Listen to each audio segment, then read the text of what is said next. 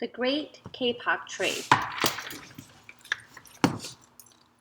A Tale of the Amazon Rainforest, written and illustrated by Lynn Cherry. This is the cover. The Great Kapok Tree.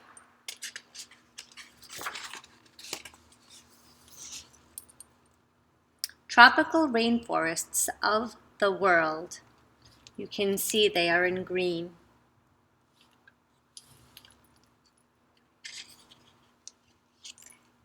This is where we live in North America, over here. No rainforests. The Great Kapok Tree. This is the title page. It has the title, The Great Kapok Tree, A Tale of the Amazon Rainforest, written and illustrated by Lynn Cherry. Two men walked into the rainforest. Moments before, the forest had been alive with the sounds of squawking birds and howling monkeys. Now all was quiet, as the creatures watched the two men and wondered why they had come. The larger man stopped and pointed to a great kapok tree. Then he left.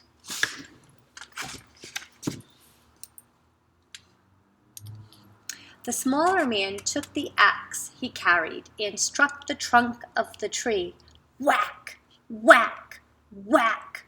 The sounds of the blows rang through the forest. The wood of the tree was very hard. Chop! Chop! Chop! The man wiped off the sweat that ran down his face and neck. Whack! Chop! Whack! Chop! Soon the man grew tired. He sat down to rest at the foot of the great kapok tree. Before he knew it, the heat and hum of the forest had lulled him to sleep.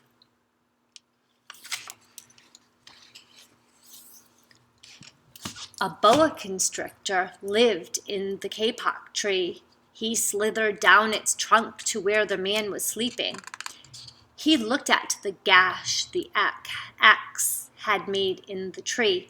Then the huge snake slid very close to the man and hissed in his ear, "Signor, this tree is a tree of miracles. It is my home, where generations of my ancestors have lived. Do not chop it down." A bee buzzed in the sleeping man's ear. "Zzz, signor, zzz, my hive is in this kapok tree, and I fly from trees to trees, and flowers to flowers, collecting pollens. In this way, I pollinate the trees and flowers throughout the rainforest. You see, all living things depend on one another. A troop of monkeys scampered down from the canopy of the kapok tree. They chattered to the sleeping man. Signor, we have seen the ways of man. You chop down one tree, then come back for another and another. The roots of these great trees, will wither and die, and there will be nothing left to hold the earth in place. When the heavy rains come, the soil will be washed away, and the forest will become a desert. A toucan, a macaw, and a cock of the rock flew down from the canopy. "Signor," squawked the toucan, "you must not cut down this tree. We have flown over the rainforest and seen what happens once you begin to chop down the trees." Squawk! Many people settle on the land. They set fires to clear the underbrush, and soon the forest disappears. Where once there was life and beauty, only black and smoldering ruins remain. Squawk, squawk. A bright and small tree frog crawled along the edge of a leaf. In a squeaky voice, he piped into the man's ear, Senor, a ruined rainforest means ruined lives, many ruined lives. You will leave many of us homeless if you chop down this great kapok tree. A jaguar had been sleeping along a branch in the middle of the tree. Because his spotted coat blended into the dappled light and shadows of the understory, no one had noticed him. Now he leapt down and padded silently over to the sleeping man. He growled in his ear, Senor, the kapok tree is home to many birds and animals. If you cut it down, where will I find my dinner? 4 tree porcupines swung down from branch to branch and whispered to the man, Senor, do you know what we animals and humans need in order to live? Oxygen. And Senor, do you know what trees produce? Oxygen.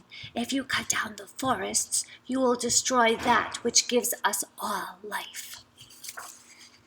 Several anteaters climbed down the kapok tree with their young clinging to their backs. The unstriped anteater said to the sleeping man, Senor, you are chopping down this tree with no thought for the future, and surely you know what happens tomorrow depends upon what you do today.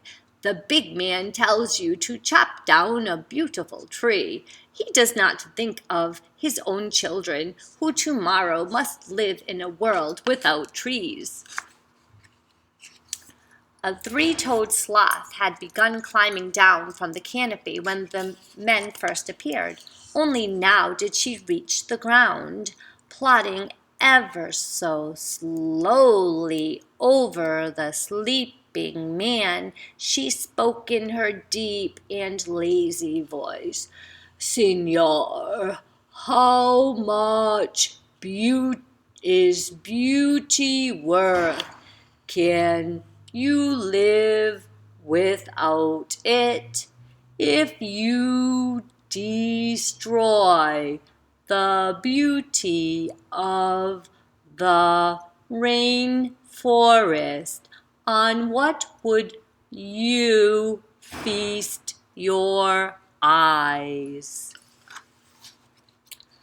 A child from the Yanomamo tribe, who lived in the rainforest, knelt over the sleeping man. He murmured in his ear, Senor, when you awake, please look upon us all with new eyes.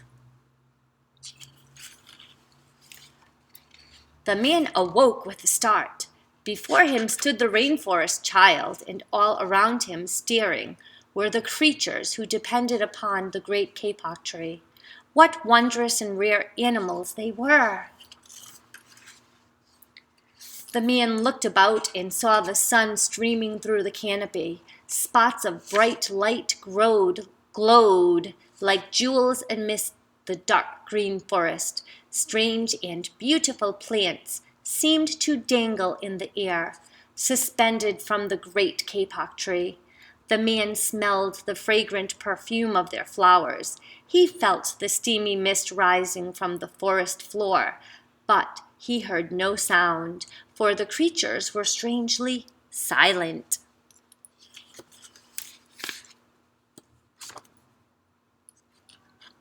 The man stood and picked up his axe. He swung back his arm as though to strike the tree. Suddenly he stopped. He turned and looked at the animals and the child. He hesitated. Then he dropped the axe and walked out of the rainforest.